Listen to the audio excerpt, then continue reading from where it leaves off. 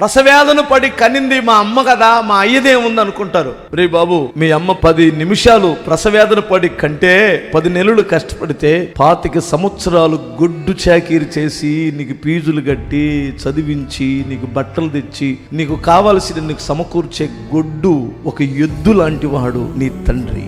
చివరికి ఆ తండ్రిని వేస్ట్ గాళ్ళలాగా చేసి కొడుకులు, కూతుర్లు, అమ్మలు, బిడ్డలు అందరు ఏకమై ఆ తండ్రిని ఎదవన చేసే కుటుంబాలు లేకపోలేదు. అమ్మో, నేను పేకాటాడు రోడ్లు అమ్మడి తిరిగే పనికి మాలినోడి గురించి కాదు చెప్తుంది. నువ్వే కష్టపడి తొడేలు తీసో కష్టపడో బిడ్డల్ని పెంచుతున్నారు, వాళ్ళకి డబల్ వందనాలు. అమ్మా నాన్నవు నువ్వే అయ్యావు, ఆ తల్లులకి రెట్టింపు ఆశీర్వాదం కలుగును గాక.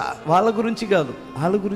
భార్యని చక్కగా ఇంట్లో పెట్టి నా పిల్లలకి చక్కగా చూసుకోమ్మా, వాళ్ళు మార్గం తప్పకుండా మంచి మార్గం చూసుకోమని కష్టపడిన తండ్రి ఉన్నాడే, ఆ తండ్రిని గౌరవించడం తల్లులారా నేర్పించండి అమ్మా.